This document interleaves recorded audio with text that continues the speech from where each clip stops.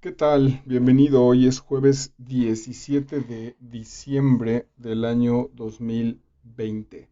Y en estas entregas literarias, bueno, siempre estoy diciendo que tenemos una joya y, y todas son joyas en realidad. Bueno, por ahí creo que hay un par de textos que no están mal, que tendrías que revisarlos y que vale la pena, no van a ser para nada aburridos.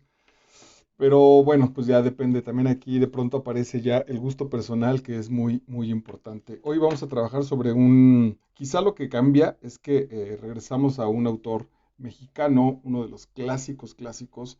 Ya tenemos aquí trabajos de José Revueltas, de Luis Espota, de Carlos Fuentes, de José Agustín, de José Emilio Pacheco, de Guillermo Arriaga, entre lo más contemporáneo, una novela escrita incluso este año.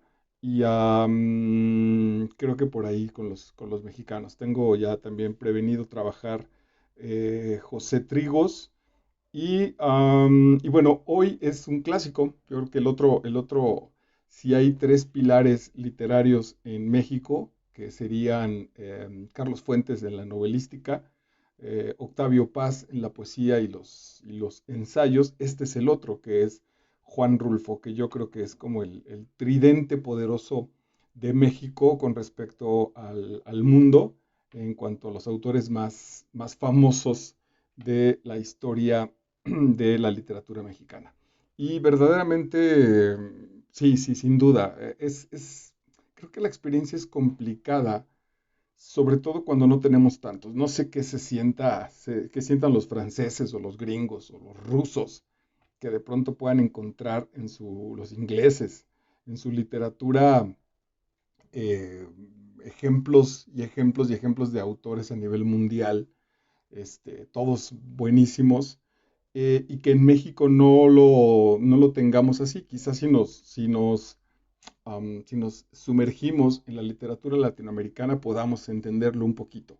El punto es que es como, no es tan sencillo encontrar que estos mexicanos que te estoy hablando, Fuentes, Paz y en este caso el maestro Juan Rulfo, estén al nivel de Chekhov en el caso de los cuentos, o estén en la misma caja que Cervantes, que Shakespeare, que son así como pensamos que son palabras mayores. Quizá la cercanía en nuestro México, que al final de cuentas es un país joven aún, y mucho más en términos literarios, si lo consideramos a partir pues, de la independencia, de la creación como tal de México como país, quizá estemos demasiado cerca. Pero creo que los extranjeros sí pueden valorar y decir, cuando menos, Rulfo sí puede codearse en esa caja de los grandes escritores del mundo, independientemente de la lengua. Y a mí me parece que sin duda el Pedro Páramo hay que leerlo, sin duda, digo, a partir un poco de disciplinarse. El principio me parece muy claro, voy a trabajarlo, pero después la novela se vuelve muy densa, muy complicada, no es nada ligero, pero bueno, le voy a dar una repasada y si lo logro, lo explicamos aquí en una cápsula.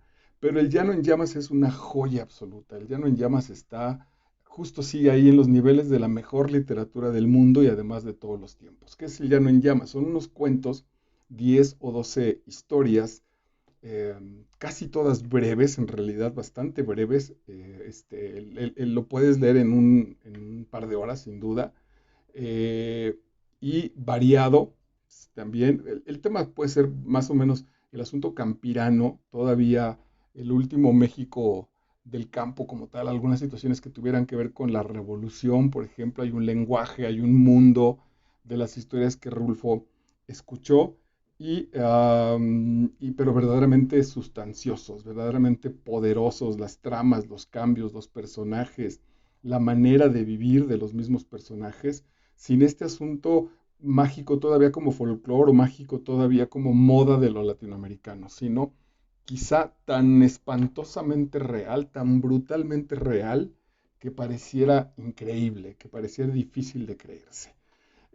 Rulfo nació el 16 de mayo de 1917, es decir, justo a la mitad del proceso de la Revolución Mexicana, nació este joven Rulfo en Jalisco, en el estado de Jalisco, en México, y murió el 7 de enero de 1986 en la Ciudad de México.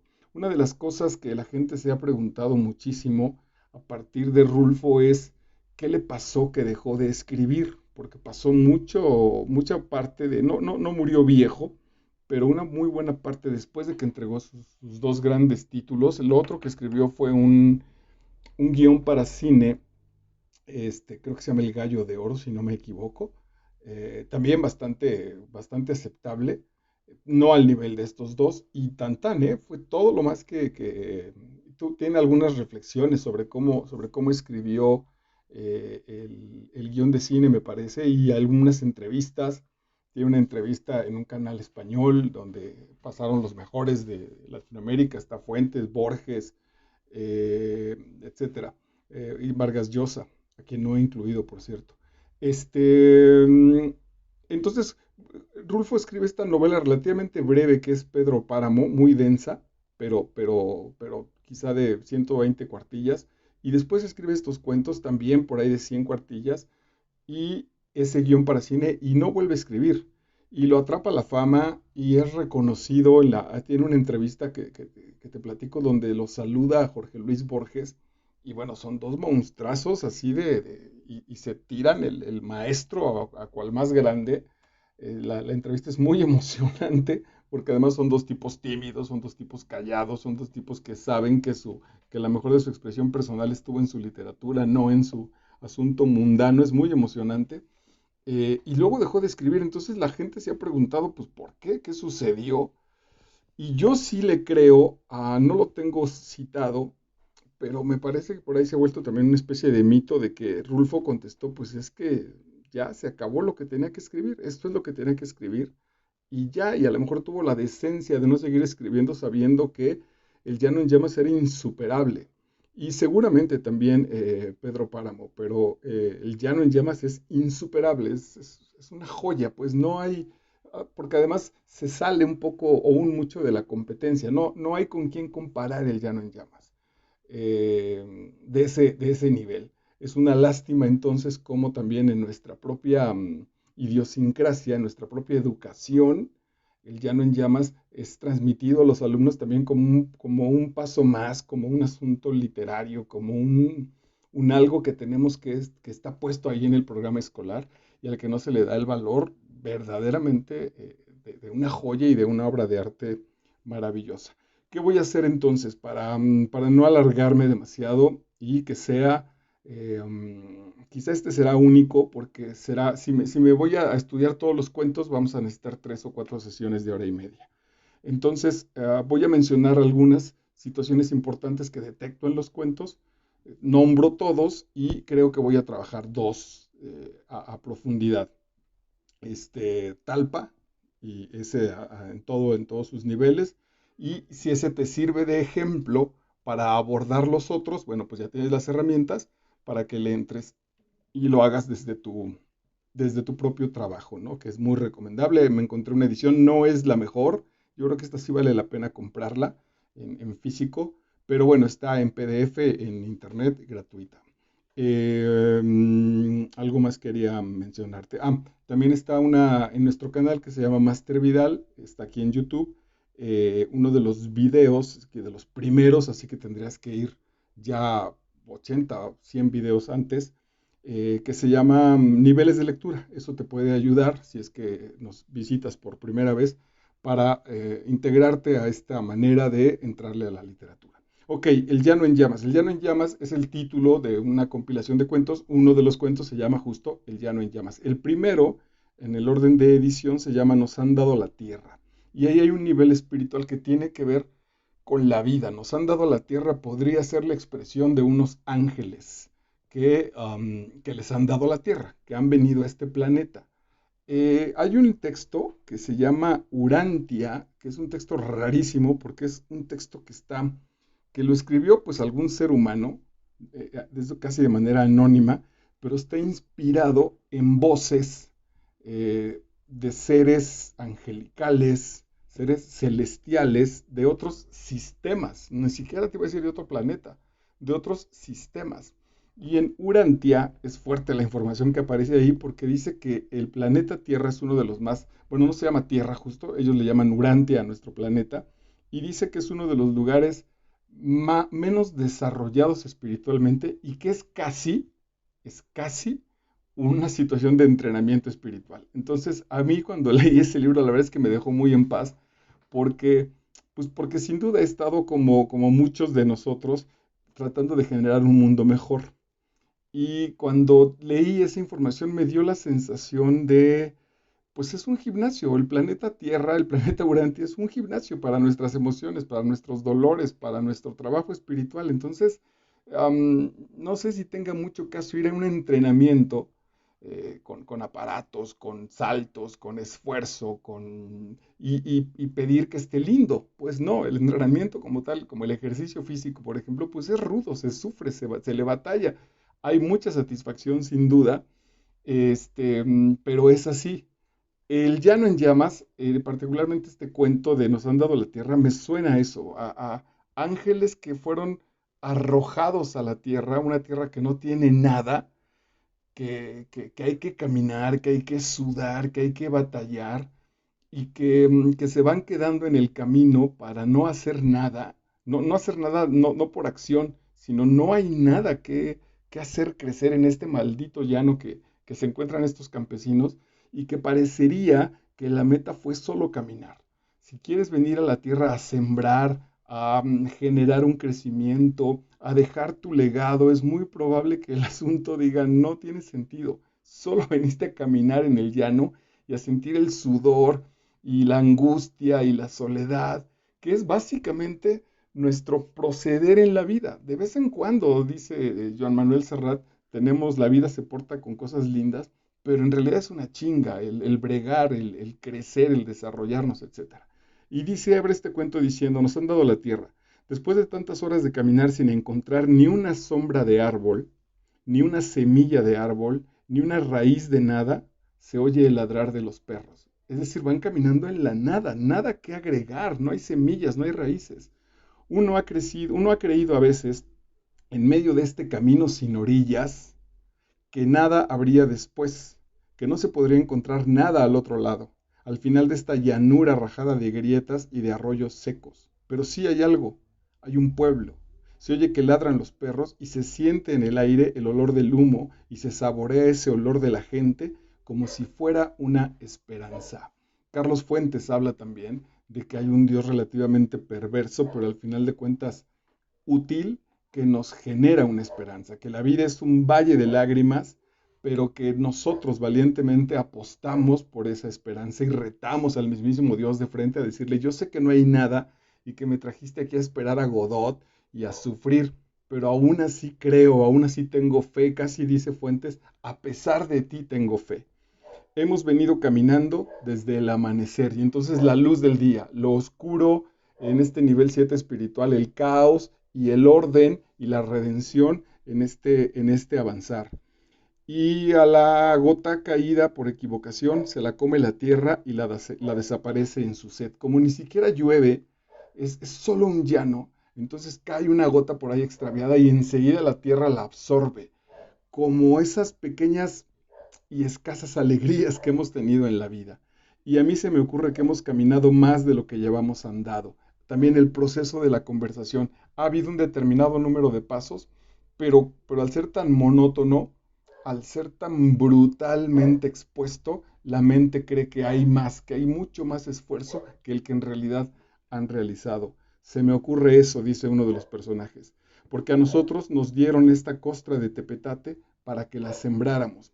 Arranca con un nivel político, algo que quería comentar que fue muy importante ahora que volví a leer estos cuentos, es que no necesariamente tienen los cuentos un nivel espiritual, ni necesariamente tienen que tener este camino espiritual para hacer buena literatura. Estos cuentos se quedan en el nivel psicológico, en particular este.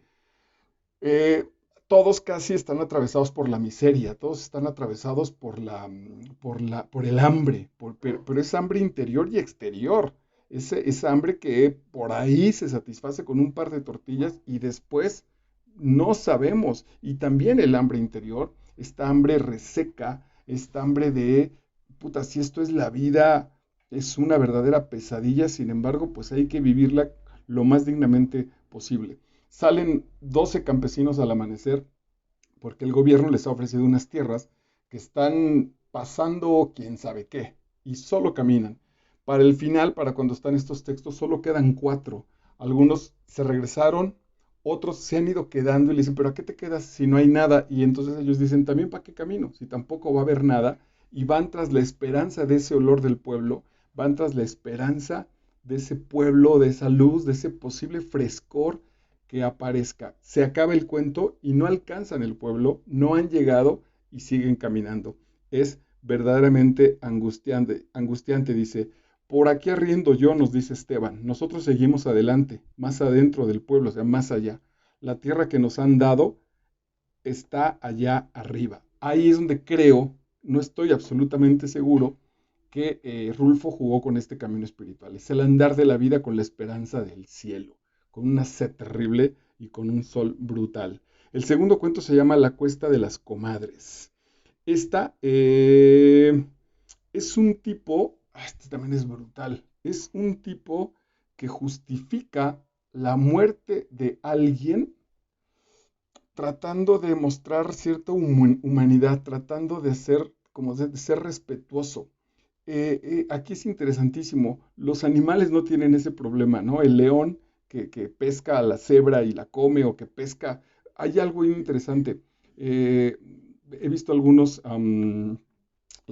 películas, pues, se me escapó el nombre, donde algunos leones, por ejemplo, no se comen a los cervatillos más jóvenes. Saben que con los jóvenes no es, que se tienen que desarrollar. De hecho, buscan a los más débiles, buscan incluso a los viejos, porque hay este equilibrio de la naturaleza y no se lo explican. Las leonas salen a cazar, el león revisa que los jovenzuelos empiecen a generar la posibilidad de cazar, los convierten en líderes y ven por su clan de leones y no hay mayor problema. Los hombres no tenemos ese asunto. Los hombres, cuando vamos a la cacería de algo, de alguien, tenemos ese asunto interno de si lo hicimos bien, si pudimos cooperar con ese otro o si se trata de una tierra, si se trata de una mujer, si se trata de una riqueza, vale la pena arrebatarlo y ya. Solo arraso, un soldado que solo obedeciera, y sin embargo sabemos a lo largo de la historia que estos soldados que solo obedecen después tienen síntomas y síndromes muy profundos a nivel interior, porque nosotros tenemos esa diferencia, esa culpa quizá, ese grado de conciencia da mucho problema. Y aquí en este cuento marqué, no te creas, nomás está tantito atarantado porque Odilón le dio con un leño en la cabeza, pero después se levantará a un tipo. Y verás que en cuanto salga el sol y siente el calorcito, se levantará muy aprisa y se irá enseguida para su casa.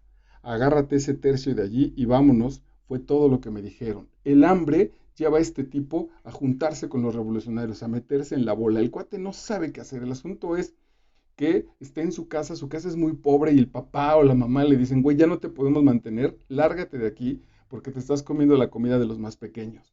Eso es casi animalesco. Y entonces el tipo se sale, se junta con la bola, con estos bandoleros y le dicen, pues pégale un garrotazo a ese hombre y quítale su tortilla y quítale sus monedas y quítale sus zapatos y póntelos tú, no importa del número que sea. Y eso hace, y lo hace por sobrevivir casi sin conciencia, es verdaderamente terrible. No digo que no llegamos a matar a nadie, pero nunca lo hicimos por tan poco. Eso sí, te lo digo yo a ti.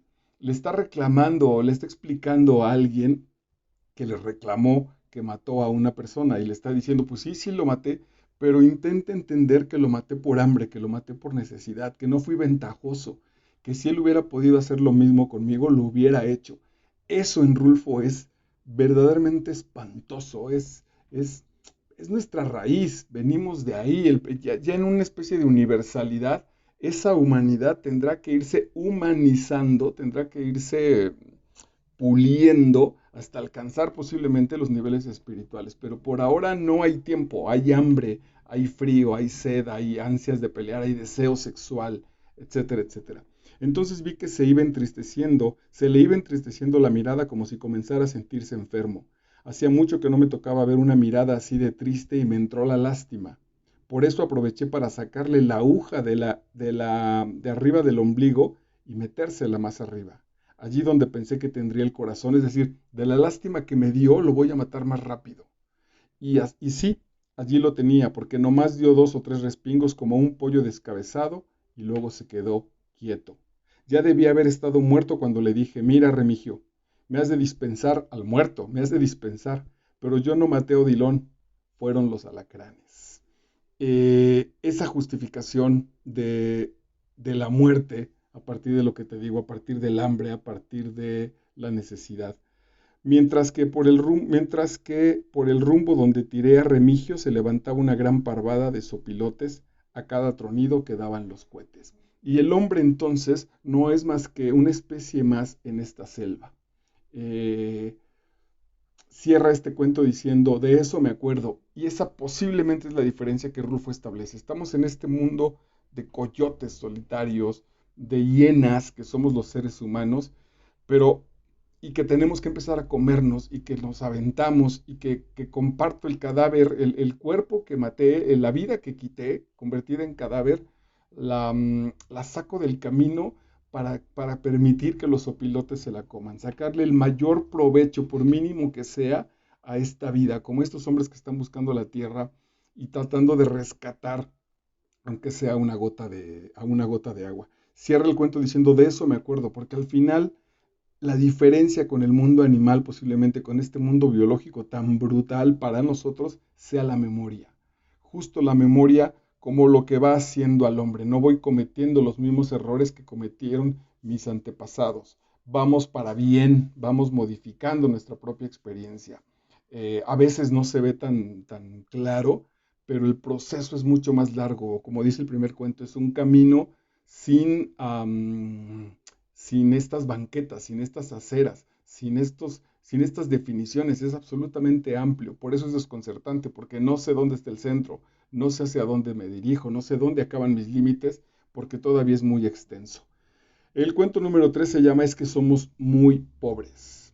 El inicio dice, aquí todo va de mal en peor, como México o como el mundo. La semana pasada se murió mi tía Jacinta y el sábado ya la habíamos enterrado y comenzaba a bajársenos la tristeza. Comenzó a llover como nunca. Fue estarnos arrimados debajo del tejabán, viendo cómo el agua fría que caía del cielo quemaba aquella cebada amarilla tan recién cortada. Porque además no solo son los hombres, es la naturaleza. Estos siembran su cebada y se las aplasta esta maldita tormenta y no los deja hacer nada más que estar debajo de un techito, viendo si este diluvio no los arrastra también a ellos. Y apenas ayer cuando mi hermana Tacha acababa de cumplir 12 años, supimos que la vaca que mi papá le regaló para el día de su santo se le había llevado el río. Esta es una joya porque teje Rulfo el cuento y uno dice, sí son muy pobres y se les fue una vaca que le regalaron de cumpleaños a una niña. ¿Y de qué va? Porque nos cuenta que la vaca se fue al río, la encontraron ya hinchada de agua, si eran pobres, ahora son más pobres. Y luego el final con el que cierra el cuento Rulfo es verdaderamente espeluznante. Es de una tristeza profunda y sin ninguna posibilidad de reconciliación. Es seguramente después, no en la misma línea, pero seguramente García Márquez lo sabía cuando escribió La crónica de una muerte anunciada. Quizá incluso en la crónica de una muerte anunciada, el caminar sobre la novela y la muerte que todo el mundo anuncia de estos personajes nos va como limpiando. Sabemos de qué va, de manera que cuando llegamos al suceso ya vamos casi ligeros porque ya la carga ya se quedó. Aquí no. Aquí el asunto es que nos mete Rulfo a un camino y después nos da ese brutal madrazo literario y nos deja a la mitad del páramo, nos deja sin ninguna posibilidad. Bueno, esta vaca que se va en esta tormenta, se la regala el papá a Tacha, la hermanita, que acababa de cumplir 12 años. Y entonces el día de su santo, el día de Tacha, de Ignacia debe ser, esa vaca se la llevó el río, que de por sí eran pobres y ahora pues están peor. La apuración que tienen en mi casa es lo que pueda suceder el día de mañana, ahora que mi hermana Tacha se quedó sin nada, sin su vaca, porque mi papá, con muchos trabajos, había conseguido a la serpentina que era la vaca, desde que era una vaquilla, para dársela a mi hermana, con el fin de que ella tuviera un capitalito y no se fuera a ir de piruja, como lo hicieron mis otras dos hermanas, las más grandes. Ya me salté pues al final del cuento de esta narración tan brutal.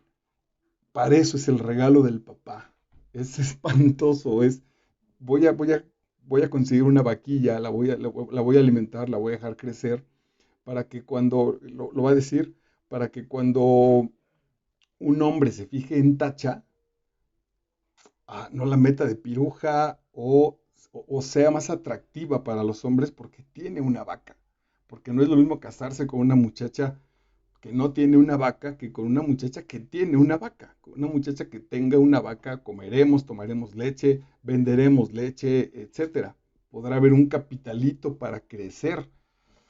Si una muchacha no tiene vaca y además es pobre, la vida la va a arrojar a irse de puta, como sus dos hermanas anteriores.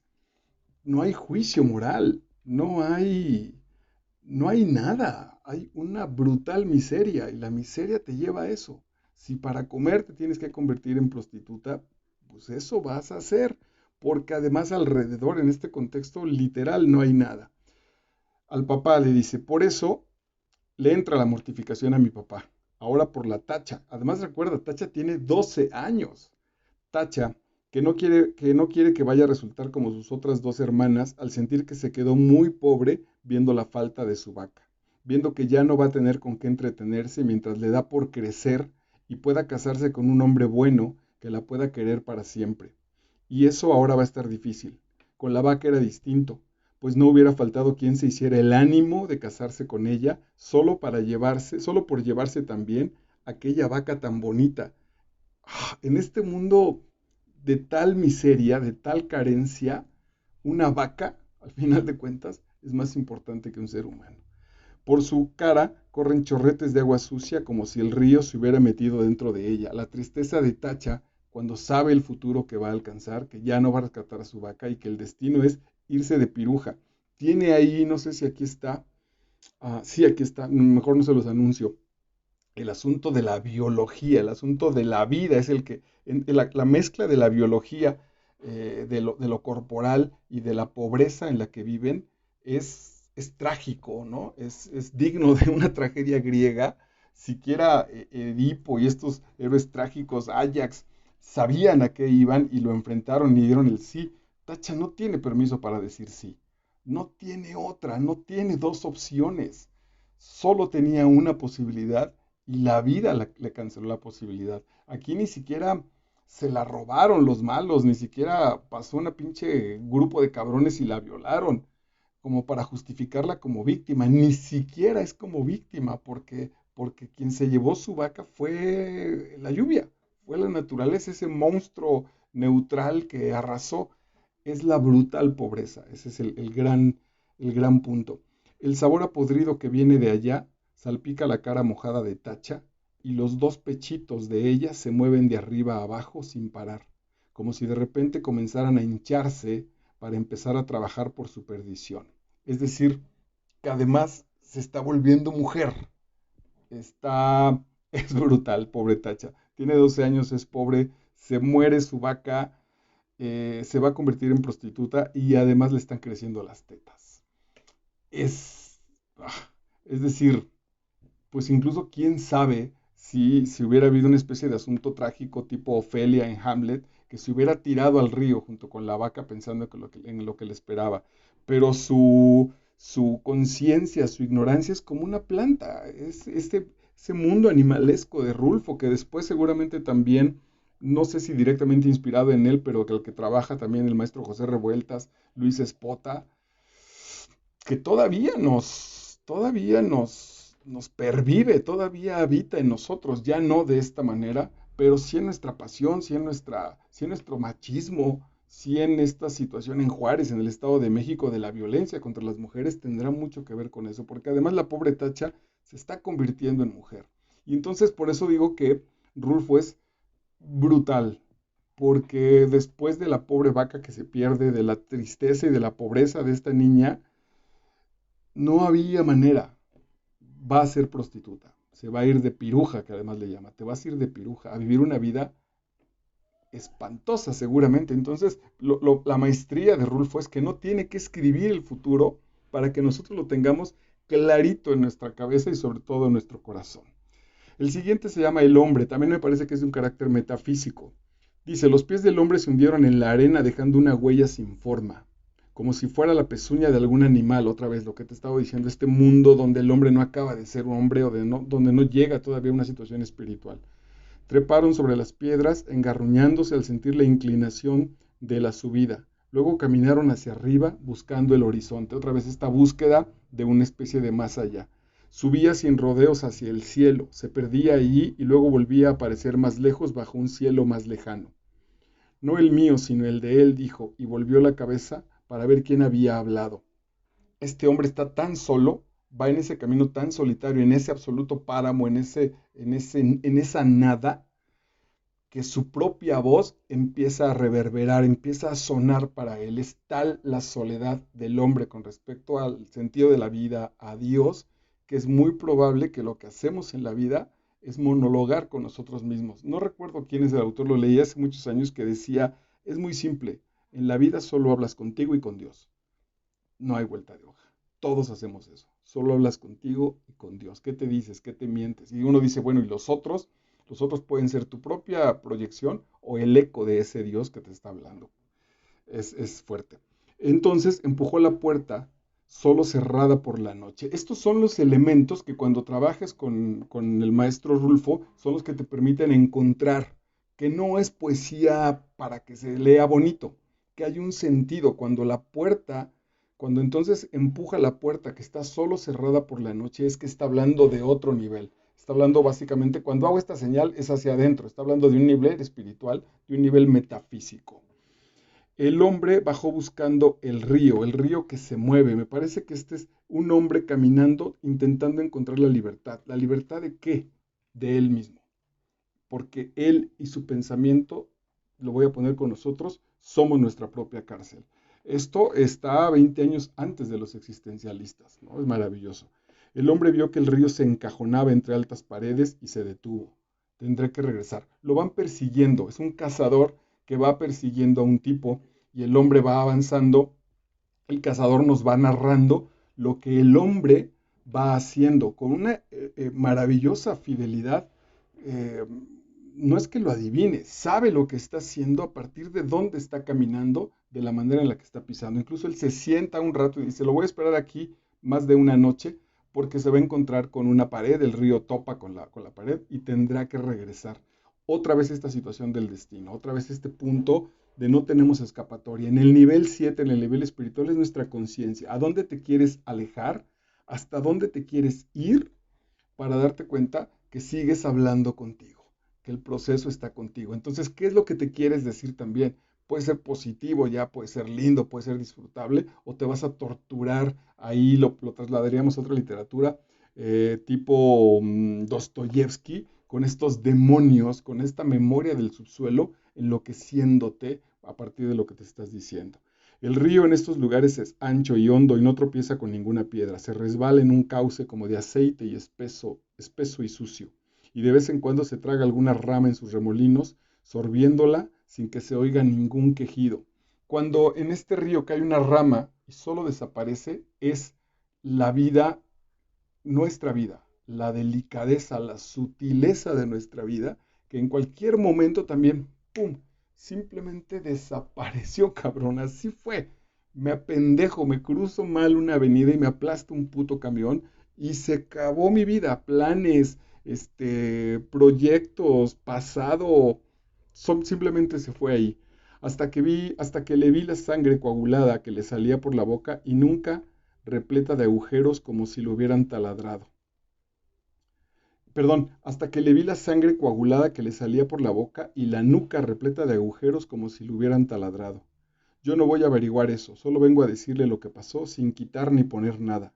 Soy borreguero y no sé de otras cosas. En realidad, el que cuenta bueno, hay dos voces. Uno es un testigo, que es espantoso. Este borreguero es muy probable que esté jugando con Dios. Es este Dios que cuida, que está encargado de su rebaño, y de pronto vamos a pensar que se le escapa una oveja y que tras de esa oveja va un cazador. Y Dios solo es testigo. La oveja va angustiada, muerta de angustia, casi enloquecida por la persecución de este cabrón brutal. Y el otro güey va ciego, sin ninguna conmiseración, sin ninguna lástima, sin ningún sentido de humanidad, a cumplir con el destino de matar a su borrego. Y Dios solo lo ve. Ese es brutal ahí. Yo sé que hay ya otra respuesta que tiene que ver más bien con que nosotros podíamos corregir el mundo, pero es un poco el clásico reclamo de los adolescentes, de la postura adolescente de reclamarle a Dios por el hambre, por las guerras, por el puto coronavirus.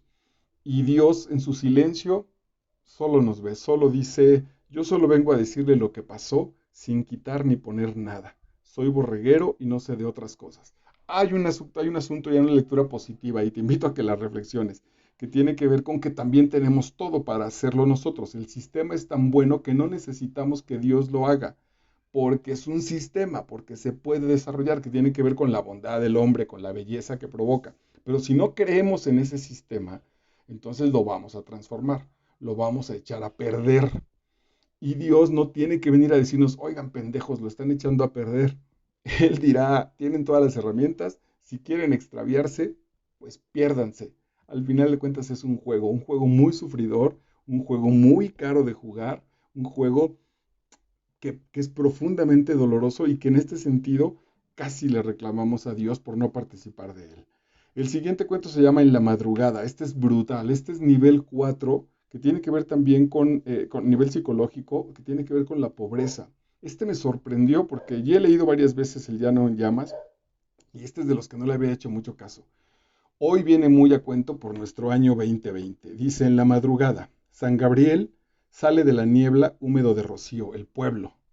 Las nubes de la noche durmieron sobre el pueblo buscando el calor de la gente. Pinche Rulfo, invierte el proceso.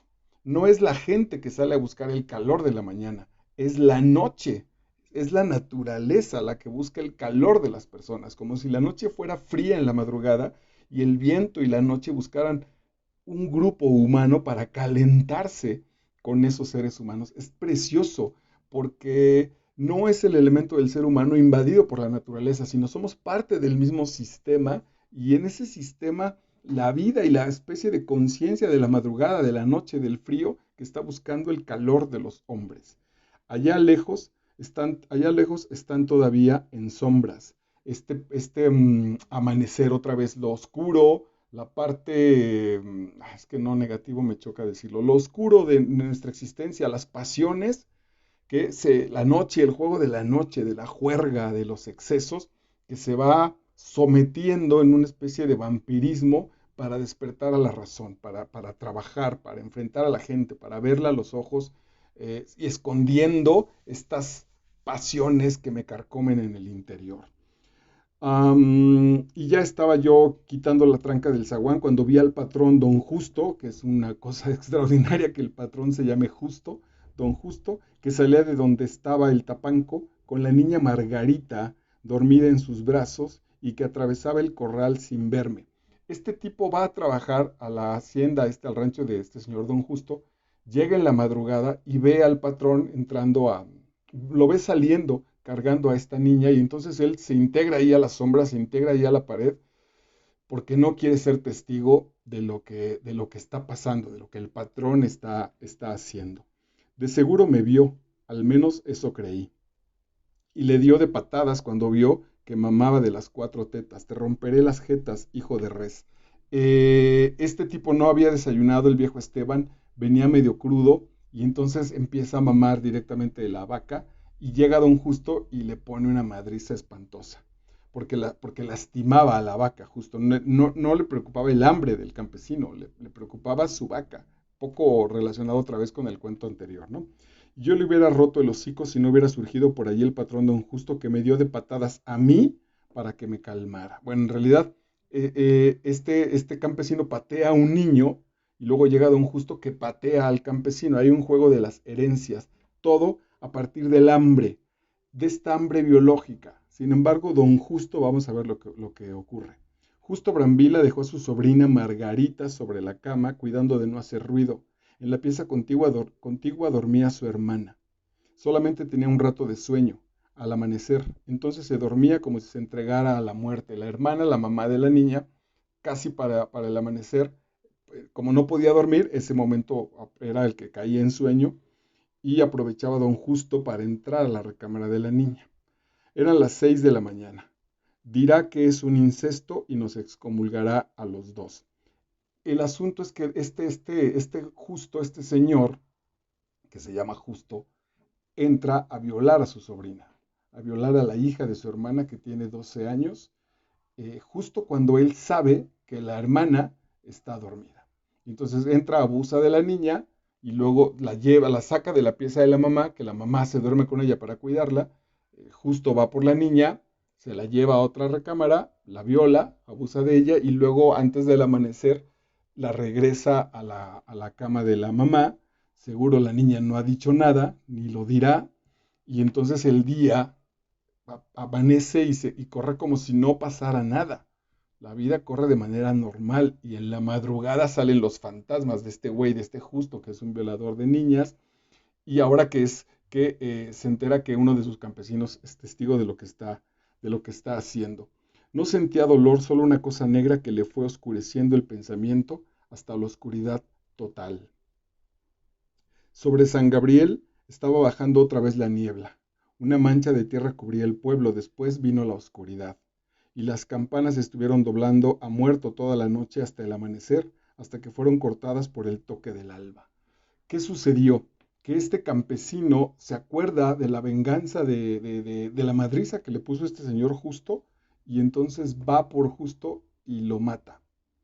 El asunto es que como venía totalmente crudo, cuando lo despiertan acusándolo de que mató al patrón, él no se acuerda. Y entonces él dice, pues no, no me acuerdo haberlo matado.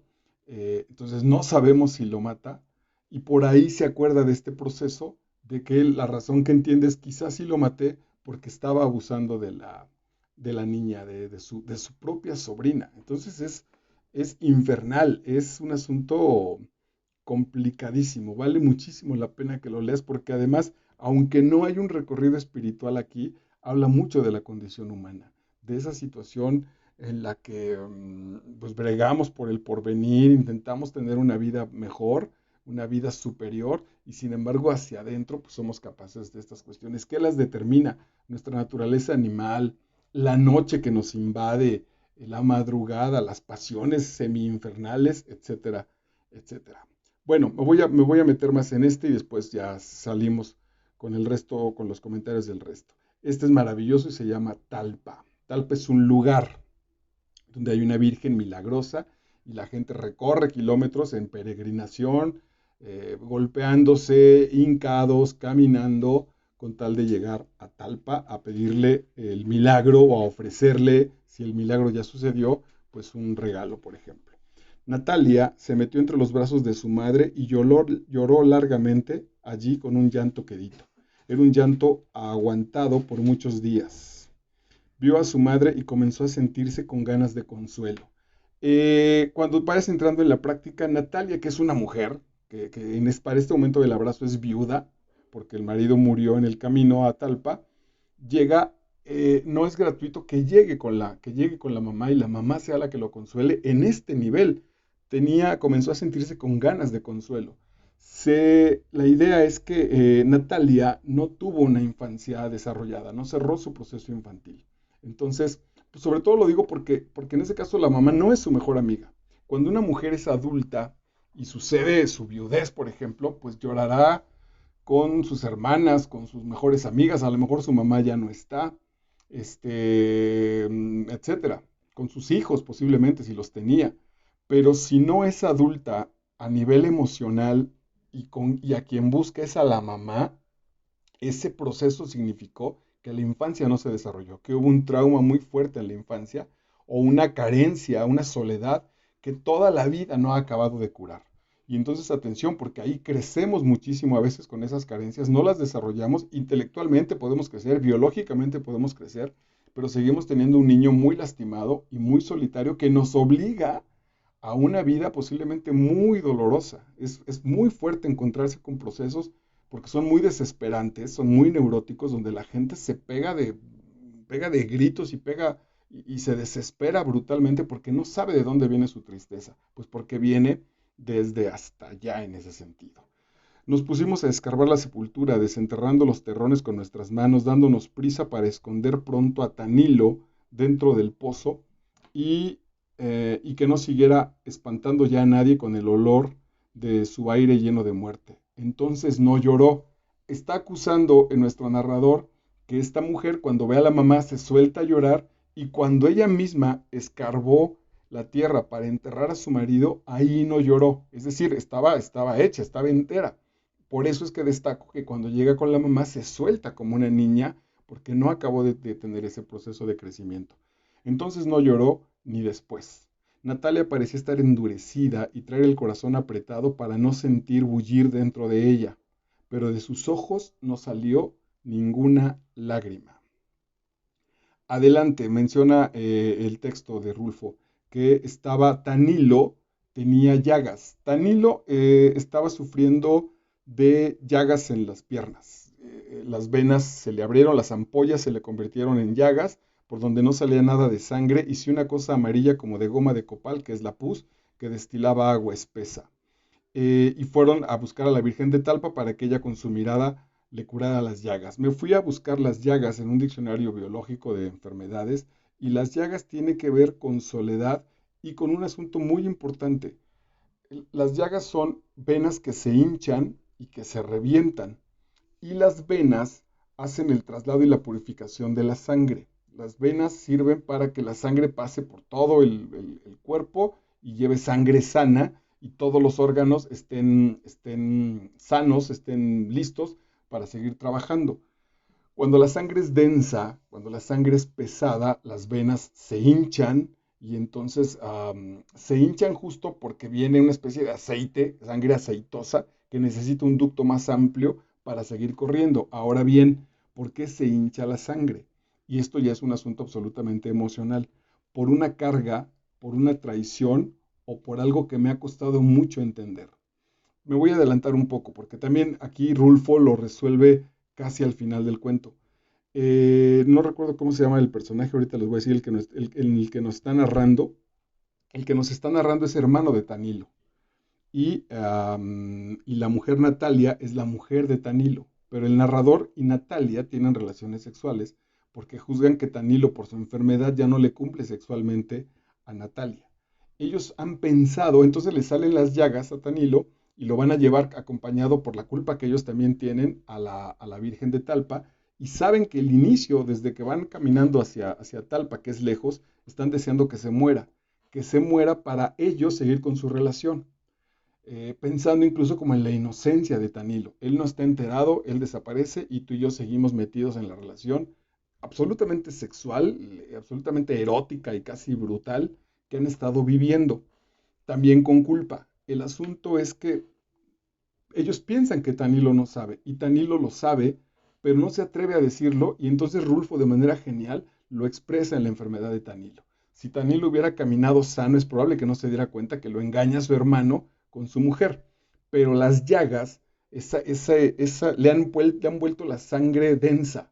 Tanilo está muy encabronado, pero como es incapaz de violentarse con su hermano, de matar a su hermano, de matar a su mujer, de golpearlos, porque los ama profundamente, él prefiere hacerse el daño. Es genial ahí, Rulfo, porque yo no sé si esto lo sabía, así como te lo estoy diciendo yo, 40, 50 años después, no, más, casi 70 años después de escrito el cuento, que estaba en la naturaleza. Entonces, Tanilo te decía, pues no puede sacar esa violencia y entonces se la alimenta de él mismo, se la come y se crea la enfermedad. Y luego hay que arrastrar los tres a ese muerto.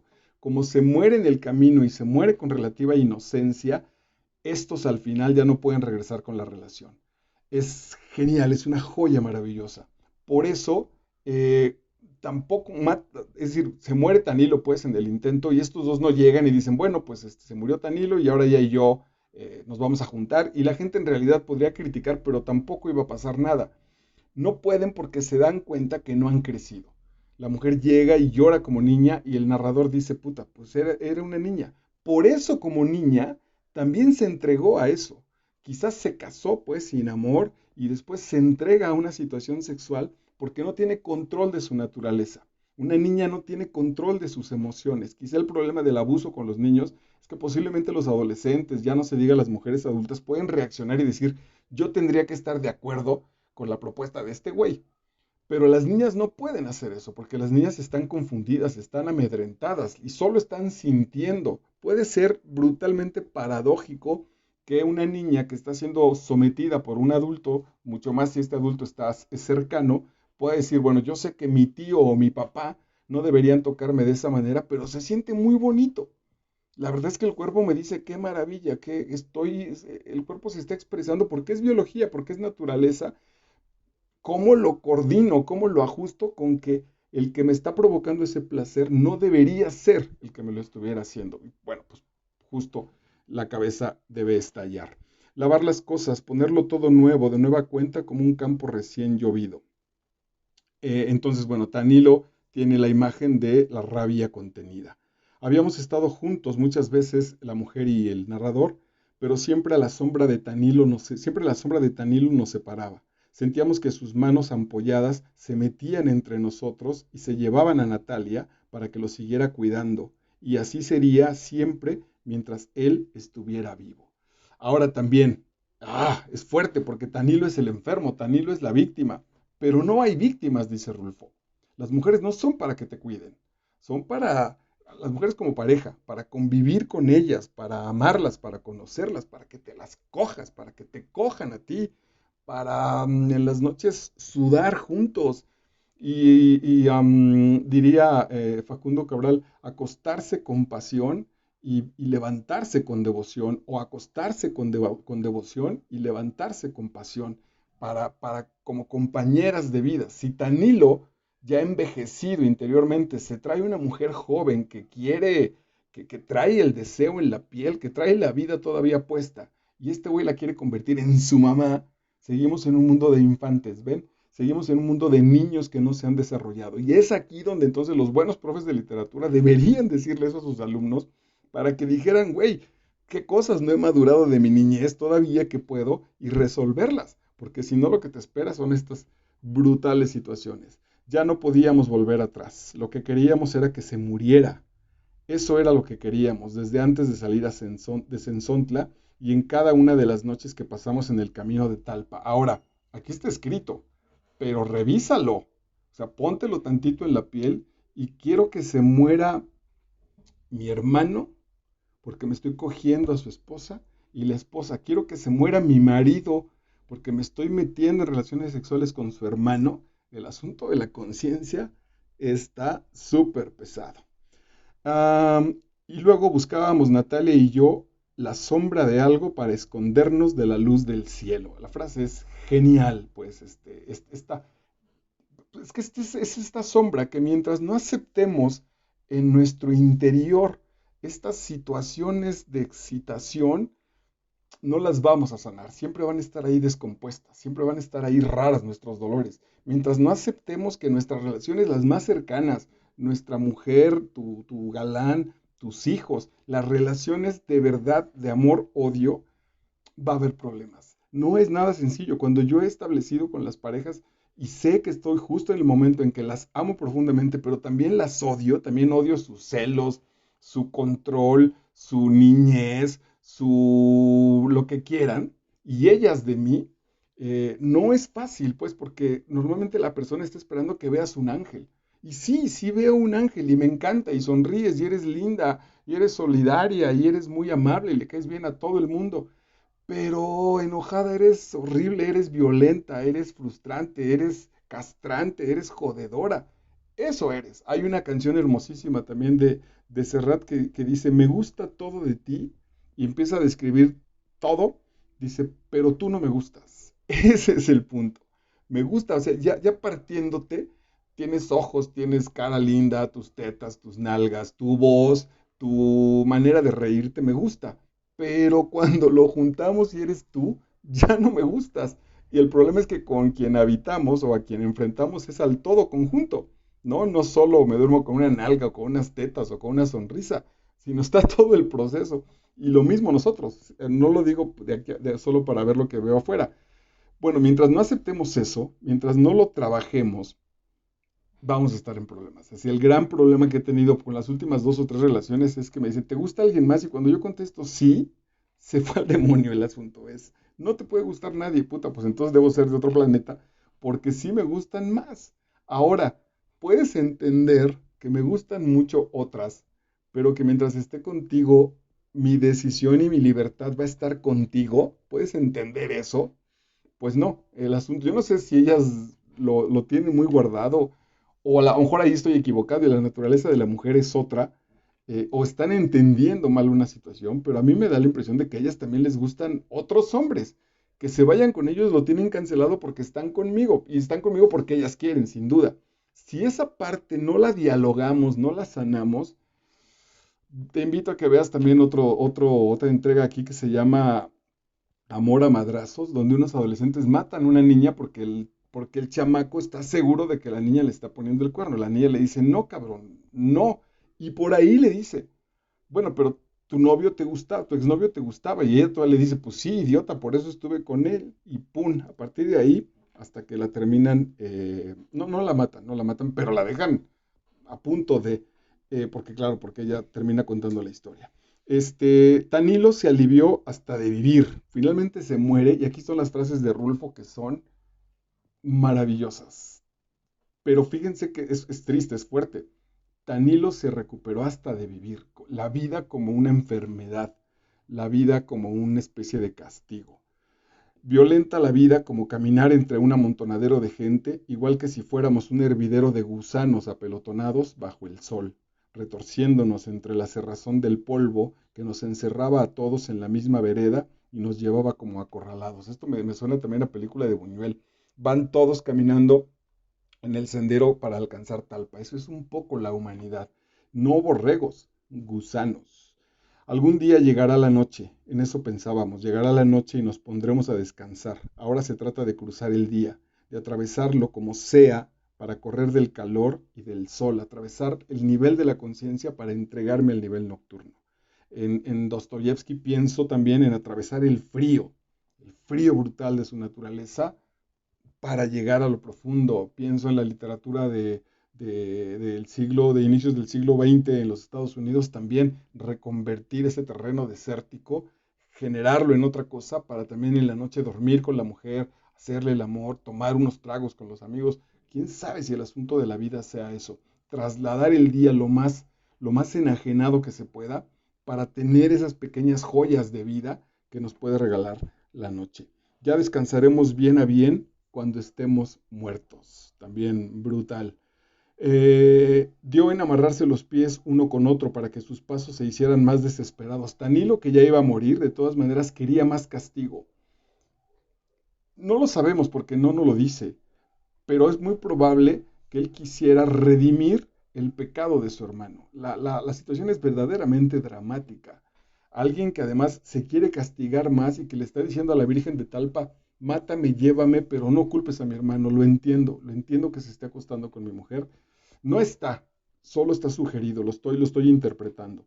Quiso llevar una corona de espinas, se vendó los ojos, como toda su vida. Es decir, yo sé que mi hermano se está acostando con mi mujer y entonces mejor me volteo para acá, mejor me tapo. Ese mejor me tapo y ese mejor me volteo, no hay manera porque el asunto está adentro. No hay que taparse, está pudriendo adentro y vas a pagar un precio a partir de eso. Se hincó en la tierra y así, andando sobre los huesos de sus rodillas y con las manos cruzadas hacia atrás, llegó a Talpa, aquella cosa que era mi hermano Tanilo Santos. Y luego el apellido, aquí están también los nombres, ¿no? Tanilo Santos. Y el otro anterior, Justo, el que viola. Un olor agrio como de animal muerto. Otra vez este asunto con Rulfo. Quizá en la literatura latinoamericana, este famoso boom, no hemos acabado de salir de la animalidad. No hemos terminado por soltar ese asunto, no soltarlo, por convertirlo, por espiritualizar el cuerpo. Parecía todo enfurecido, como si estuviera sacudiendo el coraje que llevaba encima desde hacía mucho. el coraje que sabía Tanilo que el hermano se estaba acostando con su mujer. Quiso revivir su antigua fuerza y dejó que le cayera una lágrima grande. Aquí también es maravilloso. Dice, y Tanilo, ya frente a la Virgen, dice, y Tanilo comenzó a rezar y dejó que se le cayera una lágrima grande. Ahora atención, solo una, ¿no? Salida de muy adentro, apagándole la vela que Natalia le había puesto entre sus manos. En el proceso llevaba una vela y esa única lágrima, ¡pum!, apaga la luz. Es el anuncio de la muerte, es el anuncio de apagar la conciencia. Pero esta conciencia de un mundo complicado, de un mundo en el que sé que mi hermano se está acostando con mi mujer, el precio es la conciencia, el precio es cerrar los ojos definitivamente, sobre todo con tanto dolor, con tanto sufrimiento, con el cuerpo hinchado, henchido y brutalizado a partir del dolor y del sufrimiento. Es complicado. Quién sabe si en ese sentido, claro, les llamamos primitivas, pero estas culturas donde los hombres y las mujeres adultos tienen relaciones entre todos y entre todos se encargan de la educación de los hijos y de aprender a sembrar y no a uno no sabe cuál fue su hijo, solo relativamente, no sé si suena terrible cuando se me antoja, entonces me acuesto con mis cuñadas o con mi mujer. Quizá esa sea la mejor opción. También es cierto que en esas comunidades no hay violencia hacia las mujeres, no hay violaciones, no hay abortos premeditados. Habría que revisar. Pero no se dio cuenta de esto. La luminaria de tantas velas prendidas que allí había le cortó esa cosa con la que uno se sabe dar cuenta de lo que pasa junto a uno. Es decir, aquí también la imagen es maravillosa.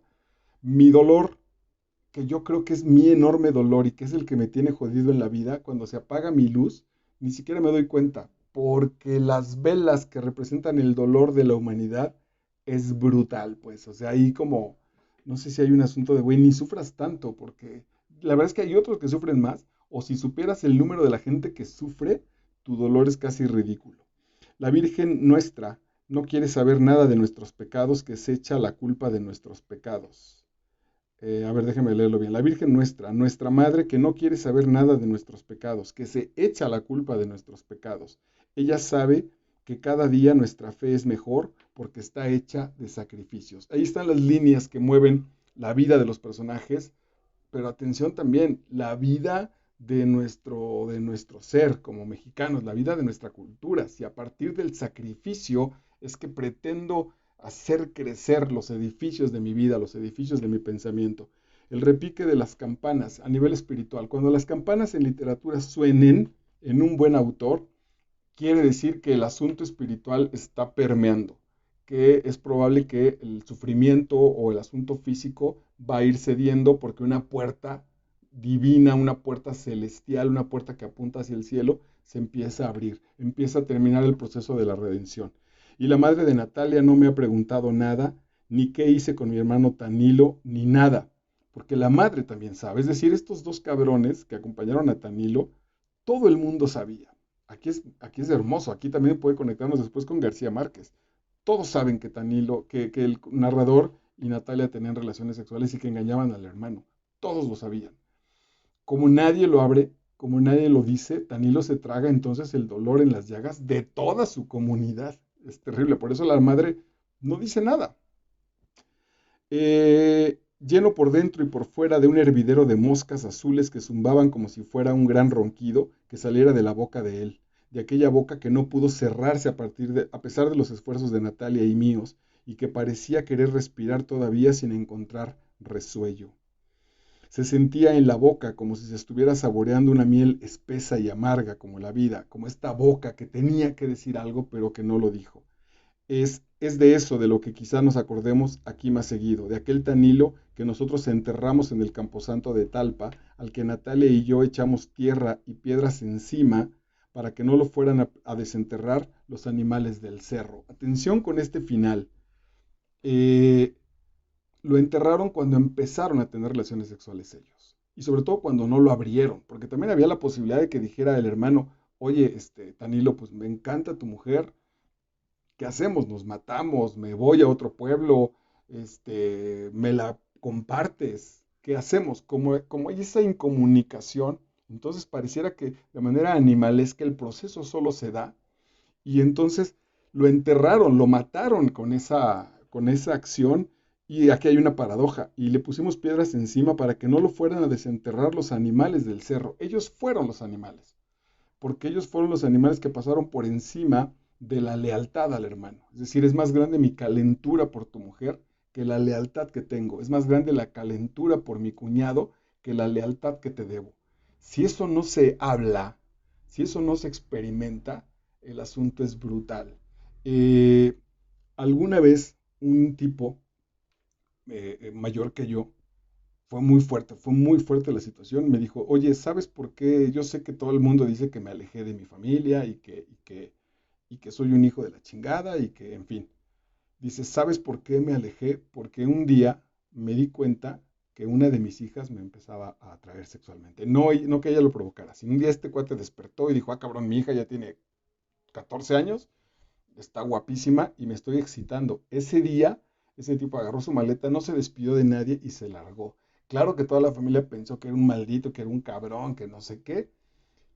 No sé si a mí fue el único que me lo dijo en la existencia, pero ese proceso hizo. No sé tampoco si lo admiro o no, pero me parece que en ese sentido de dos opciones, de dejarlas y que dijeran lo que ellas quisieran, o ella lo que quisiera, la mamá se inventó lo que ella quiso, su conversación, o tocarlas, que hubiera sido una situación verdaderamente de una fractura brutal, me parece que hizo la elección correcta. Correcta en esas dos posibilidades. Seguramente habría muchísimas más. Bueno, pero el abrirlo, el reconocerlo, dice la Biblia que la verdad te hará libre, le regaló esa posibilidad. Cuando no, cuando lo cerramos, cuando nos quedamos con nuestro monstruo, cuando me quedo con mi propia conversación y tengo miedo de abrir la boca porque está llena de moscas, según yo, es donde la cosa se jode. Es donde la cosa se descompone hasta este nivel 4 y 7 de Talpa, maravilloso cuento del maestrazo Juan Rulfo. Bueno, después sigue Macario, que es una maravilla de un niño abandonado, ya un niño adolescente que tiene que matar sapos y que se alimenta de las tetas a los 14 años, de las tetas de una matrona, de una nodriza vieja muy acabada que se excita con el niño cuando le mama las tetas. Revísalo. El llano en llamas, que es el que da nombre, pues es que es justo una nada en la que van habitando y caminando nuestros personajes. Diles que no me maten, otra joyita. Un tipo que mató, que asesinó a alguien y que 30, 40 años después, los que están ahora en el poder se acuerda uno de ellos que dice, ah, cabrón, mi papá hace 40 años me dijo que buscara a fulano de tal, hace 20 que buscara a fulano de tal para matarlo, para vengarme de él. Y va y lo localiza un poco por azar y entonces le pregunto, oye, ¿tú eres fulano de tal? Sí, ¿mataste a tal señor? Sí, yo lo maté, señor, pero hubo sus razones, hubo situaciones. Y dice, ok, bueno, pues tienes un día para arreglar tus cosas porque mañana te voy a matar. Y entonces este cuate está pidiéndole a sus hijos, particularmente a uno de sus hijos, que le diga al sargento al capitán que no lo mate. Es de una indignidad espantosa, porque incluso el hijo le dice, ya me aburrió, pa, ya me aburrió, ya tenga dignidad, ya aguante, todos nos vamos a morir. Pero él ante el asunto de morirse, pues tiene miedo, está cagado de miedo. Entonces es fuertísimo. Lubina, que es la nada, un terreno donde no hay nadie, hay un viento permanente que sería como el viento del más allá. No es una situación diabólica, ni de thriller barato, nada, no. Es la metafísica, es esa voz de la muerte, de la nada, de la desesperanza que está atrás de nosotros. Dice, por ejemplo, nosotros, mi mujer y mis 3 hijos, nos quedamos allí parados en la mitad de la plaza, con todos nuestros ajuares en nuestros brazos, con sus pertenencias, en aquel lugar donde solo se oía el viento, una plaza sola, sin una sola hierba para detener el aire, allí nos quedamos, en esta vida arrojada, en este Dasein, diría el filósofo alemán, arrojados ante la existencia, hasta que la encontramos metida en la iglesia, sentada mero en medio de aquella iglesia solitaria. Y ella se alzó de hombros. Te estamos buscando una hermanilla que se les extravió y que el punto es Pues sí, justo que no hay nada. Estoy intentando acordarme de este filósofo del Dasein, que lo criticaban fuertemente porque él decía que es muy fácil encontrar este sentido del Dasein y del arrojo de la existencia, Heidegger, desde una universidad alemana, desde paseos, buena comida, una barriguita sabrosa, vino del Rin, chimenea, con un montón de libros. Desde ahí, qué padre está. Vivirla, cabrón. O sea, plantearte en un personaje de Rulfo, en medio de la nada, donde solo lo que hay es viento y donde tienes que dejar ir a tus hijos para que mueran, ese es el desmadre, ese es donde dices, a ver, güey, desde arriba, diría Silvio Rodríguez, pues qué bonito es pensarlo desde tu silla pequeño burguesa. En la madriza es donde está, bueno, afortunadamente, bueno, claro, iba a decir, estos son personajes de ficción, pero están basados en la realidad de nuestro país de hace algunos años. La noche que lo dejaron solo, otro título que se puede prestar a un asunto verdaderamente metafísico. Paso del Norte también es otra joya. eh, un tipo que va con el papá y le dice, papá, ¿le puedo encargar a mi mujer y a 3 hijos? Porque voy a ir a Paso del Norte, voy a ir a buscar a los gringos. Entonces, el papá, horrible la relación, léela porque es espantosa, como de animales, como pues sí, ya, o sea, lo mejor que pude haber hecho era darle de patadas a tu mamá para que te hubiera abortado. Y pues ya sé que no nos quiere, pero ya estamos aquí, lo deja ir y allá, a la hora de intentar pasar el río Bravo, matan a un amigo suyo, de manera que él cruza, pero lo regresan. Cuando regresa, le dice el papá de manera burlona, que creo que se llama Tránsito, que la mujer se fue con un arriero. Dice, pues ya se fue la que tú decías que era tan buena mujer, ya también se fue. Y entonces este cabrón le dice, oiga, pa, ¿y para dónde se fue? Dice, pues no sé, como para allá. Bueno, pues ya me voy. Le dice, ¿a dónde vas? Dice, pues para allá, voy a buscar a la Tránsito, ahí le encargo a los niños. Y entonces brutal otra vez, igual que nuestro cuento de Tacha, el futuro de esos niños espantoso, brutal, pues casi. Dice, se te fue la Tránsito con un arriero. Dice que era re buena, ¿verdad? Le está diciendo el papá en tono burlón. Tus muchachos están acá atrás dormidos y tú vete buscando dónde pasar la noche porque tu casa la vendí para pagarme lo de los gastos. Y todavía me sales debiendo 30 pesos por el valor de las escrituras. Está bien, padre.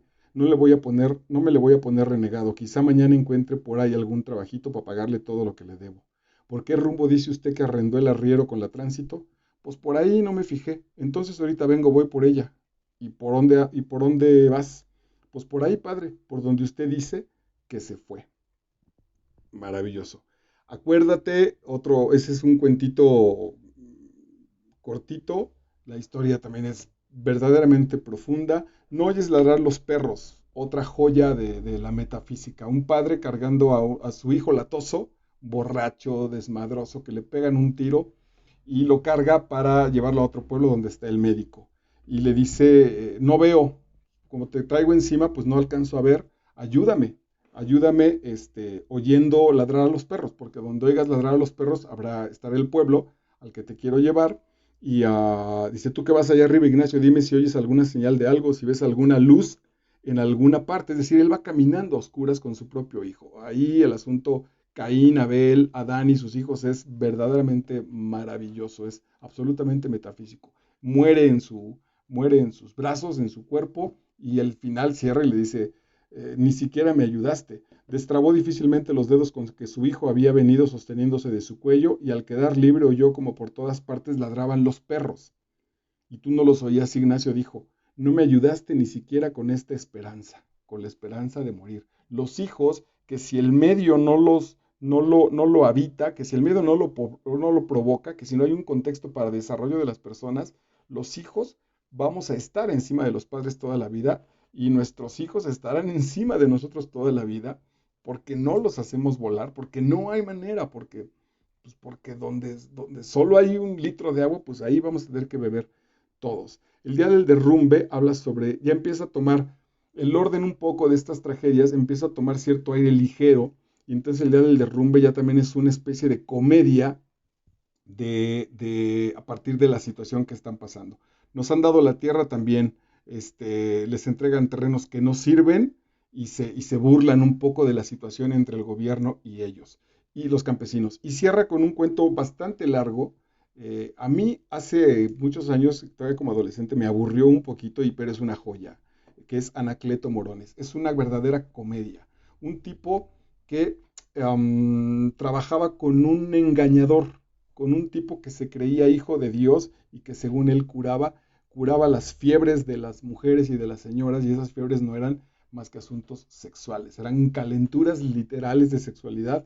Este güey abusaba de ellas, abusaba y no porque las chicas que entraban a la curación con Anacleto Morones se entregaban y sabían que eso iba a pasar, y entonces tenía relaciones sexuales con ella y con ellas, y luego pues estas se curaban porque traían un asunto psicológico de represión del pueblo, que entonces sintiéndose satisfechas a partir de la sexualidad, se curaban. Y claro, nadie iba a decir, entré con el curandero a que me cogiera, sino iban a decir qué manos tan sagradas de Anacleto Morones, que mira, me liberó, mira, me curó la calentura biológica, la calentura física, pero sobre todo, y así le llamo calentura, porque otra vez, no sé si estoy demasiado, soy un poco sangrón cuando digo espiritualizarlo, pero si no le damos a estos procesos de vida, a estas ganas de reproducirnos, a esta situación biológica de salvar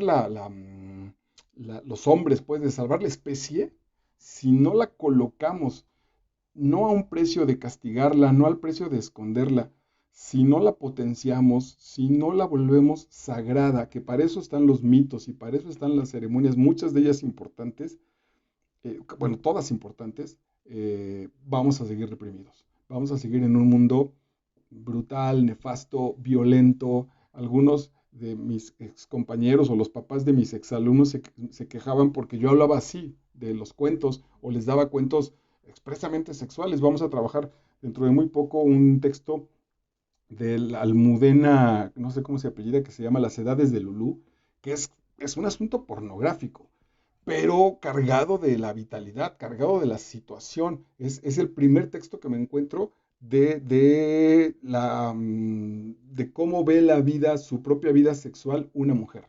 Es verdaderamente maravilloso, lo voy a compartir con ustedes. Bueno, ese tipo de literatura escandaliza un poco a los papás. Yo aquí la pregunta es, ¿quieren que siga ahí guardado, reprimiéndose? ¿Quieren, nos seguimos cerrando los ojos con pensar que mi hija no tiene relaciones sexuales, con pensar que mis hijos que van a tener sus novias no se acuestan con ellas hasta que se casan y se casan de blanco y se casan en la iglesia? Es puro engaño, porque tenemos una vida sexual, dirían los psicólogos, toda la vida, toda, desde que nacemos estamos en un proceso sexual. Si lo vamos reedificando, si lo vamos volviendo de nuevo sagrado, si lo experimentamos con alegría, con esperanza, con carga de vida, otras situaciones podemos ir generando. Mejor que la violencia siga apareciendo en la literatura y no en los periódicos. Vale, pues muchísimas gracias. Esto fue el Llano en Llamas de Juan Rulfo. Soy Marco Vidal y estamos en Master Vidal en YouTube. Chao.